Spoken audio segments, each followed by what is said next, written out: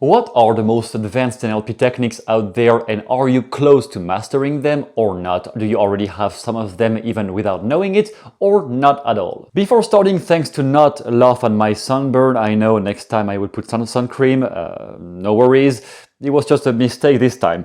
What I mean by advanced NLP techniques is whenever you can do multiple things at the same time. The most advanced techniques I am going to outline in this video are mostly things that you can't do unless you are doing several things at the same time, either inside your own head or conversationally, or more specifically in your attention, when you can pay attention to multiple things at the same time. And in the beginning it is not possible because you haven't automated yet enough smaller skills that allow you to process way more complicated things. So basically, the more sub skills you can do all at the same time, and the more advanced you are into NLP, as well as in any other field. For example, in boxing, in the beginning it is close to impossible to at the same time see the punches coming and at the same time react accordingly. Those are two different skills, and down the road you master all of them at once. Number one, very first one, is something you have seen Richard Bandler do many times, and maybe you have heard or read stories from Milton Erickson or about Milton Erickson doing the same thing. It is called nested loops, and we might even put into that category all the very highly advanced complex metaphors that Erickson was using with his patients, hypnotic storytelling. As far as the very complex metaphors go, it is, I would say, just the way you think about metaphors in the way you think in your dreams, because metaphors are they are aimed at the unconscious mind. So if you can't understand anything when you read them, then the job is done, because it is the point that you can't understand them consciously. Therefore, how to invent them on the conscious state if you cannot think about it consciously? That is the bit of the tricky paradox here. Specifically, you don't invent them, you let them flow. It is very difficult to have this level of letting go if you are not an artist, or if you don't have this natural right brain capacity. I was gifted, I had it from the get-go. I never had to train myself to do metaphors. It was automatic for me. In the same way, some people can play music automatically. Some people are naturally gifted athletes. I was gifted with that. Even if you're not, which would mean you have a more left brain activity capacities, you are more gifted maybe with mathematical topics or stuff like that, or you understand finance much more easily, which is not my case. In that case, you can just develop that skill. It is very advanced if you are not already gifted with that. It is still possible though, and the idea is that you put yourself in trance down first, so that you will really limit the amount of conscious thinking you have. You will just focus on the person and then train your brain to do parallel thinking. What does this thing is an echo of? Which other field is an echo of this problem my client has? Then if we want to go into nested loops, it means first of all, you have already acquired the basic metaphor level. You already have that. So what I meant by you have different skills altogether.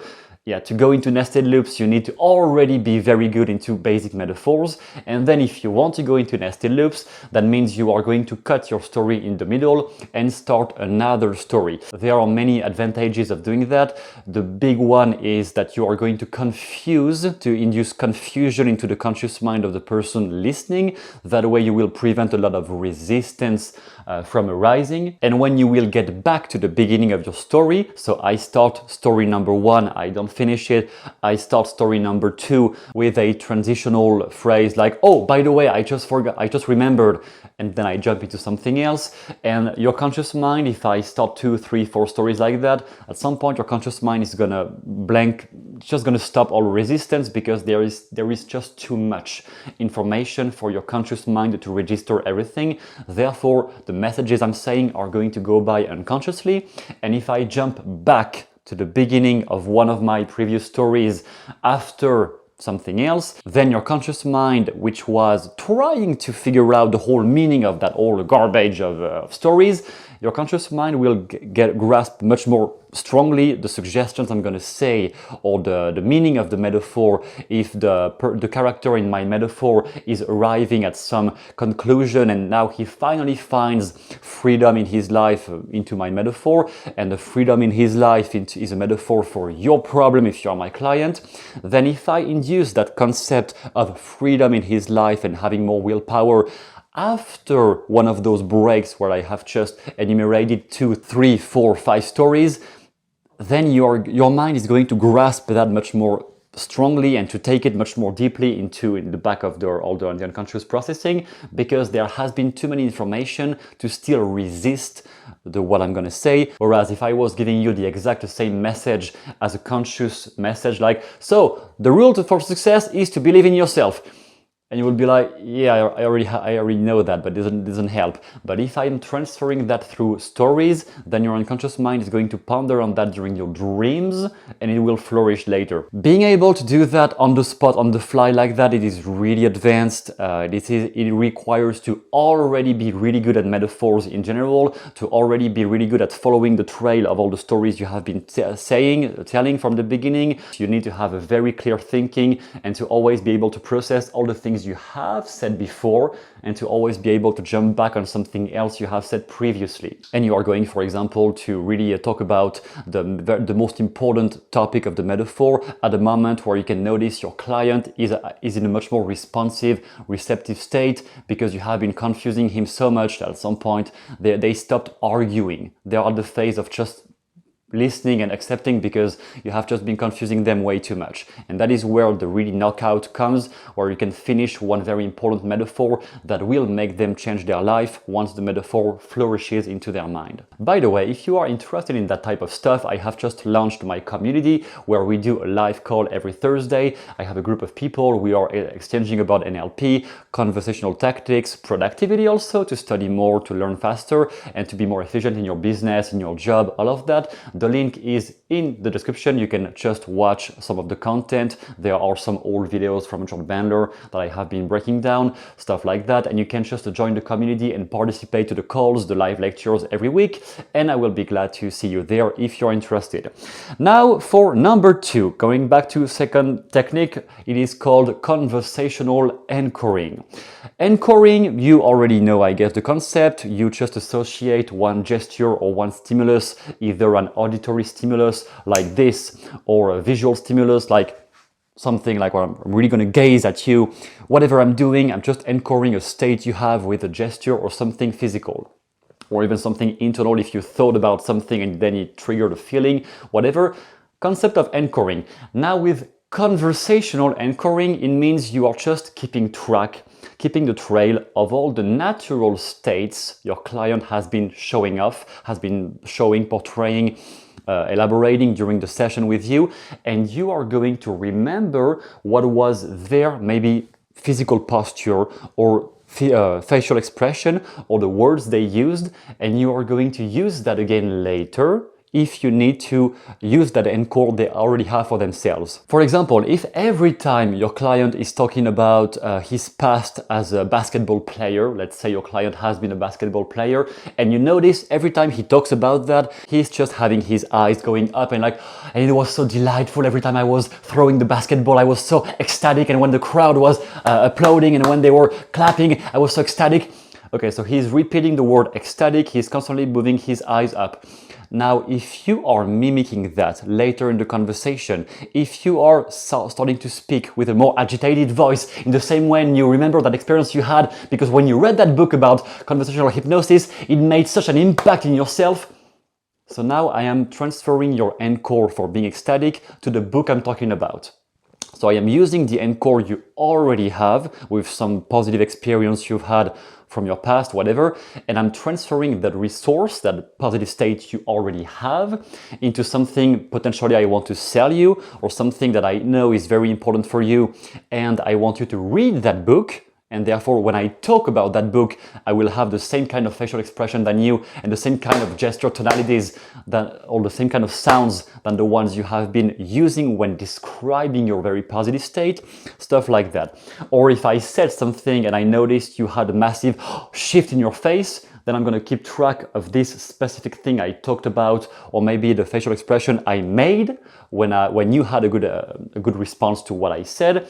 And then I know that if I do that again, you will have the same expression. This is conversational anchoring. You just keep track of all the details in the conversation from your client or from what you have said that you can use again later to trigger positive states into your client or into the people you want to influence. Number 3, I would put there real applications of NLP modeling.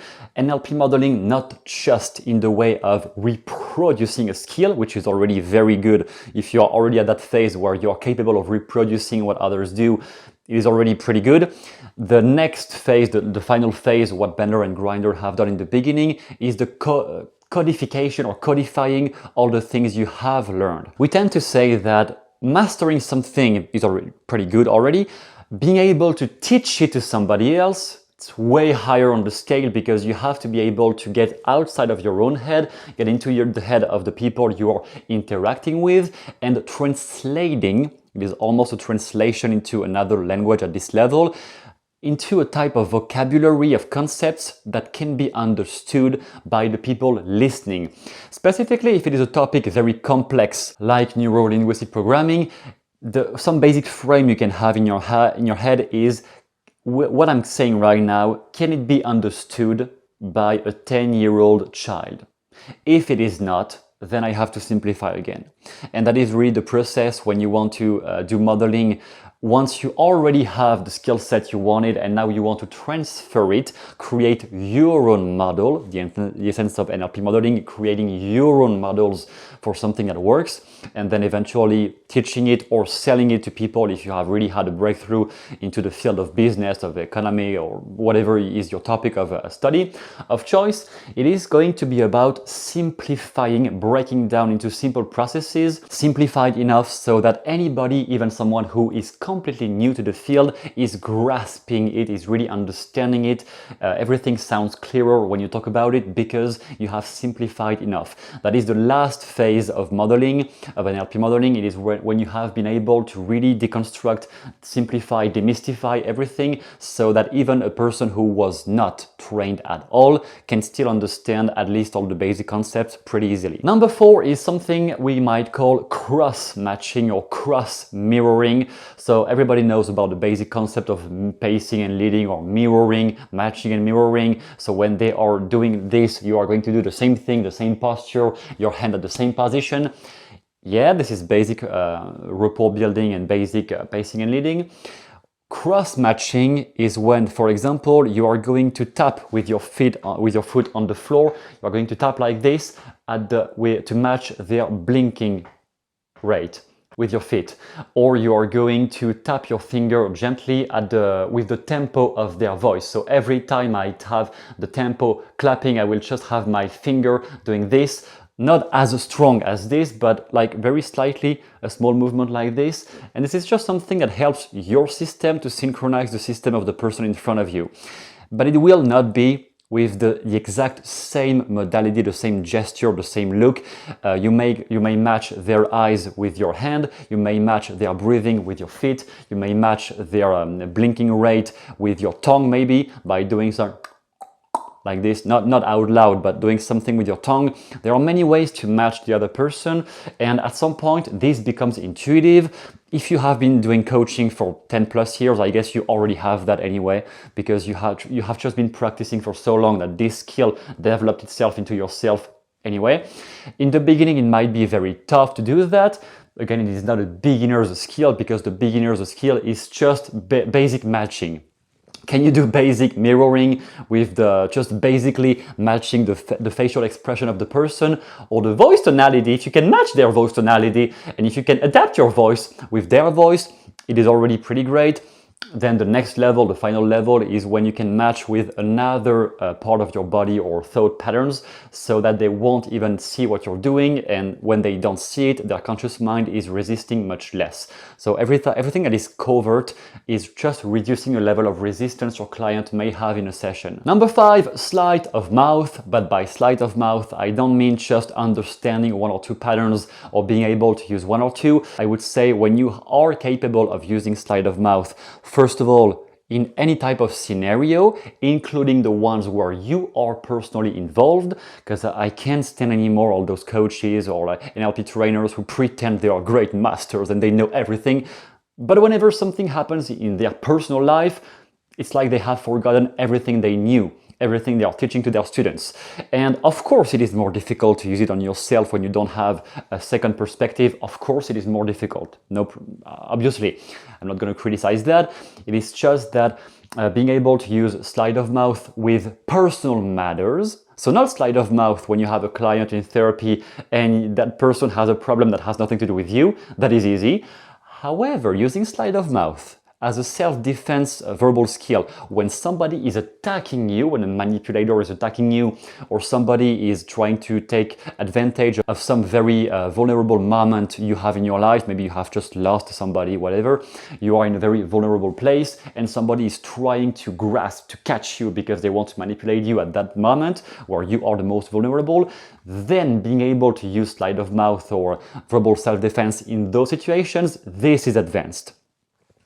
Because it means you have enough personal, emotional self-control to be able to see through the games of manipulators despite not being at your best. Because when you're really down, you're definitely not at your best performance.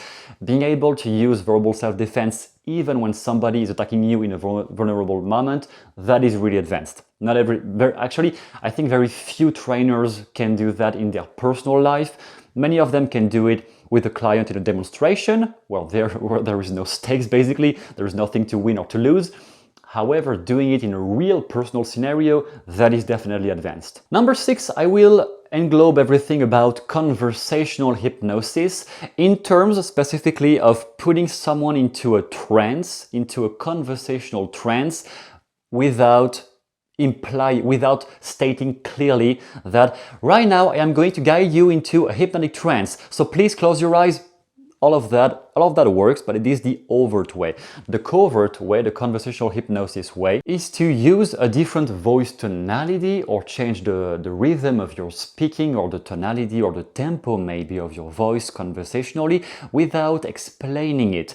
And then I may come back at a normal pace of talking or normal tempo, whatever, and there will be a moment like this where I may go back into some hypnotic description, because I'm going to say something very important. And when my friend John learned about that, blah, blah, blah, I may lead into another metaphor, story, whatever, but there is a way to just change the tone of your voice only enough to make the person slightly go into a trance.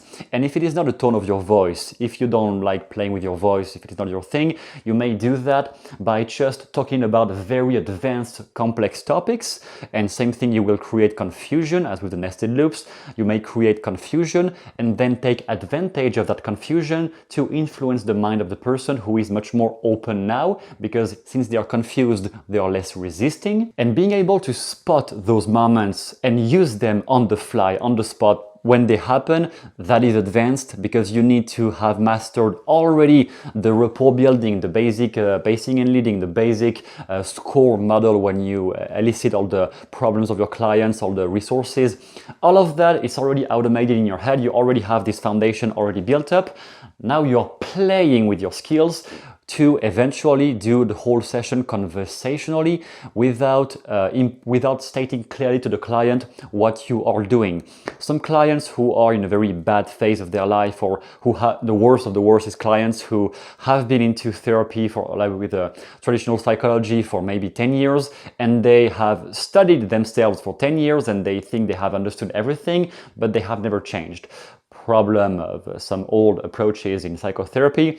Not all of them are bad, but some of them are really bad. If a client is coming from back from 10 years of psychotherapy that led nowhere, so they know everything about themselves, they are very accurate in saying, oh, I know I have this problem because this happened in my life. Yeah, but they have never changed. So there is still something problematic. And with those people, from my personal experience, I noticed it is way better to go covert, because those people, if you start telling them, now I'm going to hypnotize you or whatever, they may be like, oh, yeah, whatever. It's gonna be like the same things I've done for the past 5 years. It never works. And they're gonna argue and refute. If you can just bypass that by just telling a simple story and bypassing all their resistance, everything is going to go way faster. This is a list of the trance, the signals of the trance state. If you want to measure if someone is starting to get into a trance, or when you describe a story, do they show at least 2 or 3 of those signals? That means they are getting into a trance. And when they are in that state, that you can measure with those nonverbal signals, when they are in that state, then you know you can express the best ideas, the best suggestions you want to give to them, so that they will change in a session after the session, because you have been programming them with neuro-linguistic programming. You have been programming them in the best way possible, because they have been more receptive when they were in that state. And every advanced hypnotist is just developing his own method. So vocal training had a big part in my journey, so I use a lot the different vocal tonalities when I shift the time frame, or when I talk about something from the past or a quote from somebody else that I knew before. But you may have a very different methods. Everybody is developing their own methodology. There is no right or wrong method. It is just, do you get results with your client?